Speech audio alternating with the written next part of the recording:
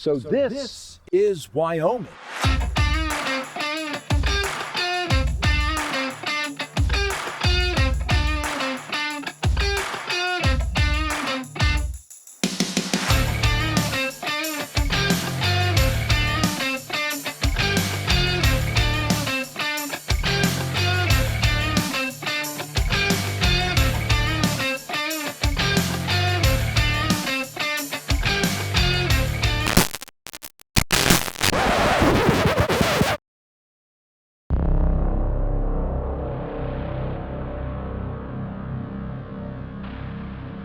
So here we are, the morning of our flight to the Grand Tetons Yellowstone, hopefully Glacier National Park. It's a 10-day vacation, and I've been sick for 5 years, at least.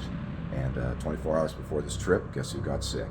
So I'll try to chronicle how things go, and if I even survive this next 10 days. So wish me luck.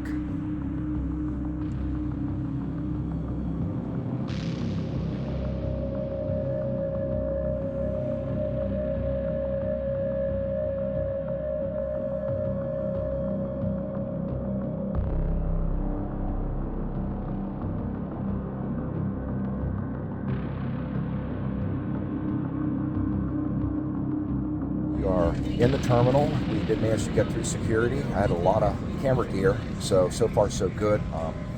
Catching a little bit of breakfast here with my lovely wife Vicky, and she forced me to come on this vacation. I wanted to stay home and feel sorry for myself, so now we'll see where things go next.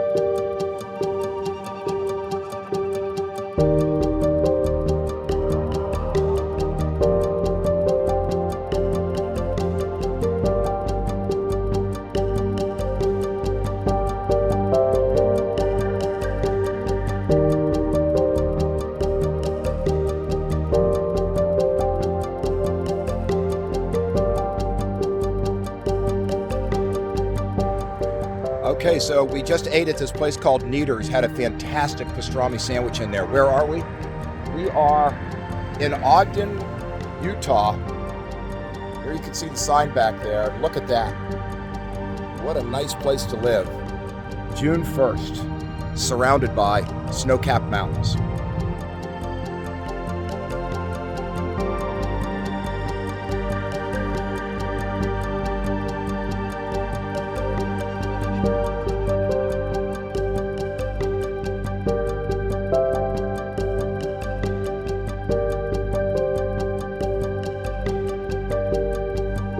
Up to Jackson Hole, Wyoming. We got up here late Wednesday night.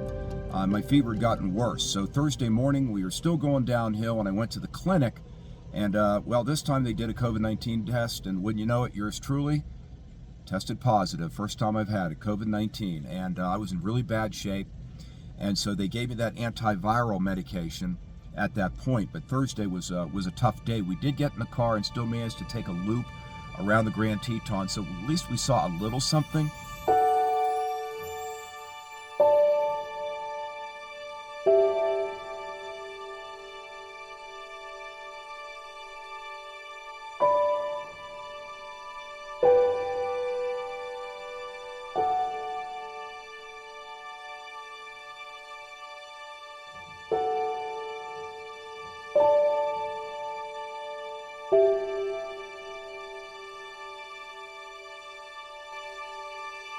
But basically, we came back home later on Thursday and plopped into bed.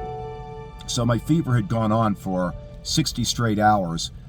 Thursday night then into Friday morning, which was this morning, I started to feel a little bit better when I woke up, and it turns out my fever had broken. And so I still don't feel great, but at least I don't have a temperature anymore. And so Vicky just brought a sandwich out here from Subway. I'm going to try to stay away from people as much as possible. I've got my handy mask right here ready to go. as well. But we're gonna head up now, back up to Grand Teton, maybe even get up to Yellowstone by dusk this evening, and see what we can see. So stay tuned for more on that. And of course, the other question is we'll see how long my stamina holds up.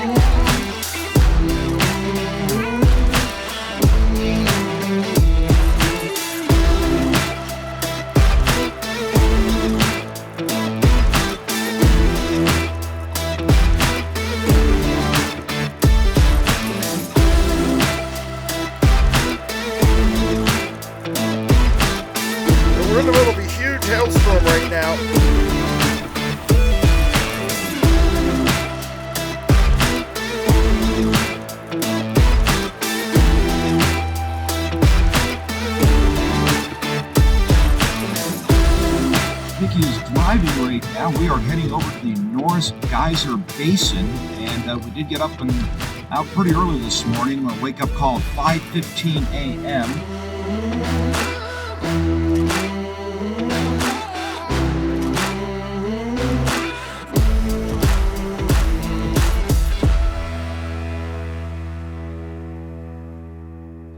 Here we're in the park now. We're not far from the Geyser Basin, and both of us are over our fever, but still dragging with other symptoms from COVID-19. But overall, we're checking a lot of boxes on this trip, so we've managed to plow through.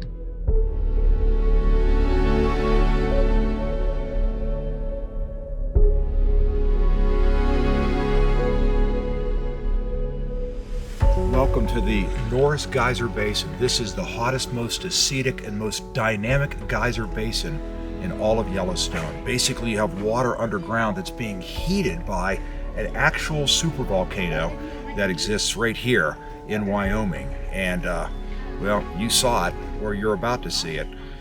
All of this superheated water, the steam coming up, and the sulfur adding color to these beautiful hot springs. It's an amazing sight. Even though we didn't have much sunshine today, it was still just amazing to see this. And I know with sunshine and blue sky, it would be even more spectacular, but nobody's disappointed here. It was really, really exciting.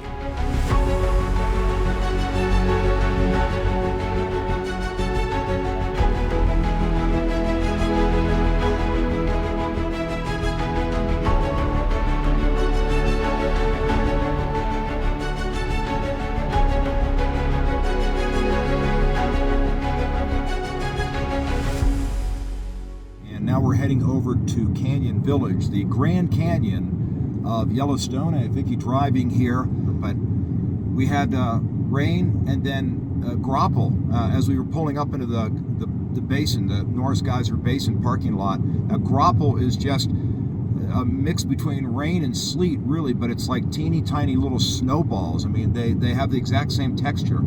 And now that we're crossing over between Norris Geyser Basin and also the Canyon Village area, it's about a 12-mile jaunt. It's just amazing. There was a fresh little snowfall overnight and beautiful snow now on the branches of these firs, these evergreens up here, and snow on the side of the road. You'd never know it was June. Just no way. I mean, this is just such a winter wonderland. So we pulled over here in Canyon Village, and it's 9 o'clock now, and there is a lot of heavy fog around here, so I don't think we're going to get a good shot of the canyon with the low clouds and the fog. So we have pulled up to the Fountain and Grill, which just now opened. In fact, Vicky's walking in right now while I am doing this. So we're going to go ahead and eat and hopefully give a chance for the clouds and the fog to lift. All right, so I'm walking down this path here, heading toward the Grand Canyon of Yellowstone.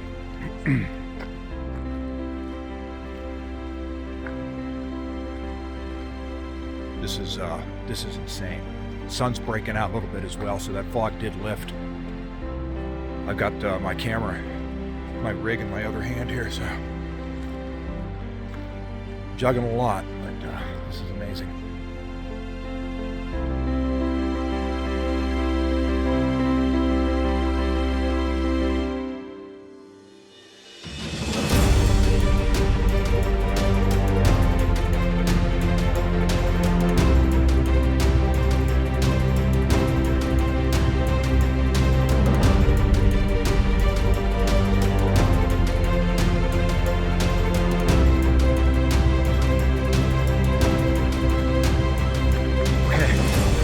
That was insane. Wow, I mean, the power of those falls. I know video's never going to do it total justice. The sound, that water almost is so powerful. It starts shaking the ground. So, glad I did it. We're at about 8,000 feet elevation here. You don't realize you're walking downhill until you got to turn around and walk uphill. And I'm breathing hard. Legs are holding up pretty well. Anyway, Upper Falls. It's worth every effort if you can do it. Sun broke out. Had some great weather.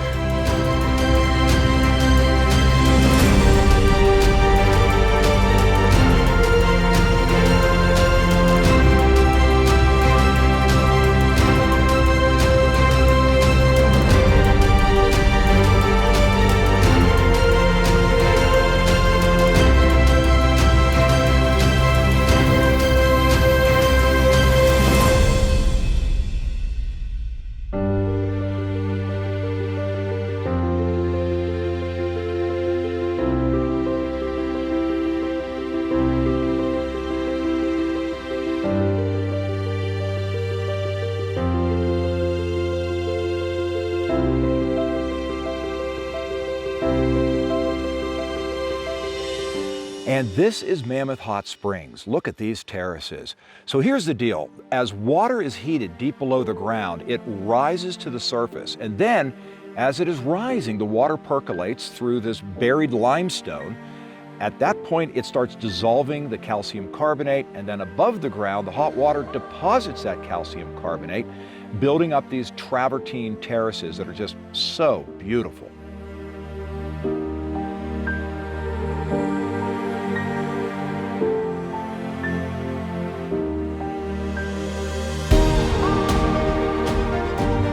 And so with this travertine that is spread out all around here, it gives like this fossil-like impression of these thermophiles that are cast in stone. It makes me think of Jurassic Park sometimes, but just crazy. This whole Yellowstone area is just such a diversity of landscape. You get into these lunar landscapes. Next thing you know, you're in a thick forest, but yet somehow right here in this area that we're looking at, these hot springs in Yellowstone, apparently they're among our planet's most extreme environments. Yet somehow life survives and even thrives in these conditions. This is what I've been reading about here as I've been heading up this way. But yeah, these conditions, no question, lethal to human beings. But yet this habitat somehow is still sustaining life in other life forms here on Earth. It's just an amazing sight to see, but you start reading about it and it gets even crazier.